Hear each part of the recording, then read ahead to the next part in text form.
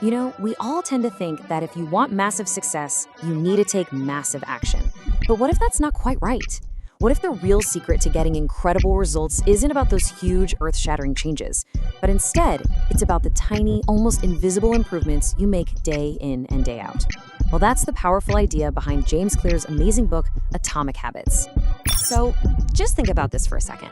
That tiny mistake, that one poor decision, maybe skipping a workout, it's so easy to just brush it off, right? No big deal. But what actually happens when those seemingly minor 1% declines start to stack up day after day after day? Okay, now let's flip that on its head. What if you made a choice that was just 1% better? Maybe you read one page of a book, you do 2 push-ups, you make 1 extra phone call. It feels like a drop in the bucket at the moment, almost pointless. But what's the real impact when you stretch that out over a year? Well, the math it's just mind-blowing, honestly. That tiny 1% improvement every day, it doesn't just add up, it compounds. Over a year, you end up a whopping 37 times better than where you started. That's not a 37% improvement, it's 37 times better. And that is the surprising power of these tiny atomic habits. So this is really the first big idea we need to grab onto. The most powerful changes are the small ones. And hey, this isn't just some nice theory. It's a proven strategy used by the absolute best in the world, from championship sports teams to groundbreaking innovators. This was the exact philosophy that a guy named Dave Brailsford brought to the British cycling team. For like 100 years, they were just mediocre. His whole strategy was super simple.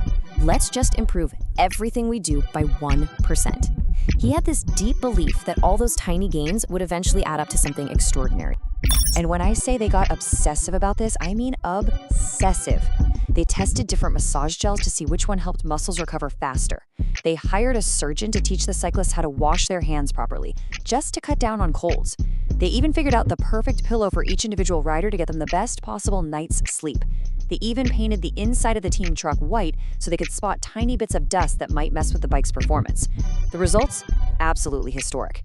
We're talking multiple Tour de France victories and just a whole cascade of Olympic gold medals. But here's the catch, and it's a big one. We expect our progress to look like a nice straight line going up.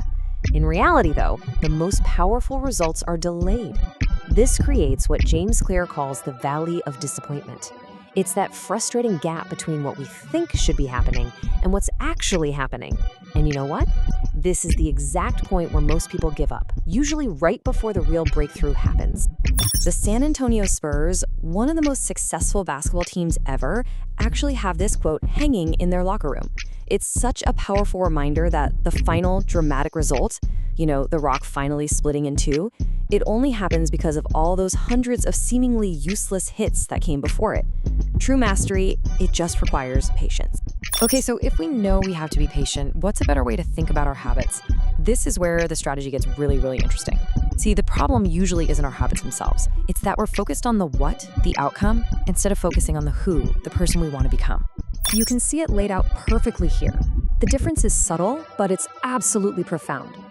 An outcome-based goal is, I want to run a marathon. But an identity-based goal is, I want to become a runner. One is about writing a book, the other is about becoming a writer. See the shift? When your behavior doesn't line up with your identity, it's never going to last. But when you start with who you want to be, the right behaviors just kind of naturally fall into place. Let me give you a perfect little example from the book. There was a man who finally quit chewing his nails after trying for years. And you know what the trick was? He got a professional manicure.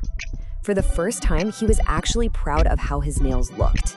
His new identity became, I'm the kind of person who takes proper care of my hands. And that old, destructive habit, it just didn't fit with who he was anymore.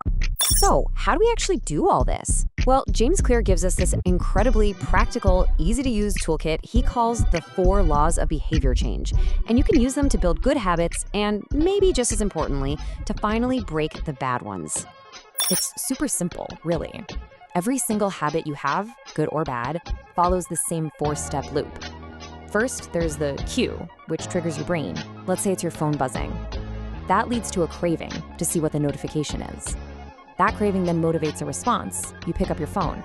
And finally, you get a little reward. You satisfy your curiosity. So if you want to change a habit, all you have to do is mess with one of these 4 steps. So let's start with law number 1, make it obvious. This one is all about that first step, the cue. We totally underestimate how much our environment acts like this invisible hand, constantly guiding our behavior. So if you want to build a good habit, you've got to re-engineer your surroundings to make the cues for it completely impossible to miss. Check out this fantastic real-world example. A hospital cafeteria managed to increase its water sales by almost 26%, and they did it without saying a single word to anyone. How'd they do it? Simple. All they did was redesign the space to put way more water bottles right there by the cash registers. They made the healthy choice the most obvious choice. All right, next up is the second law, make it attractive. This law zeroes in on that craving part of the habit loop. The more attractive an opportunity seems, the more likely we are to make it a habit.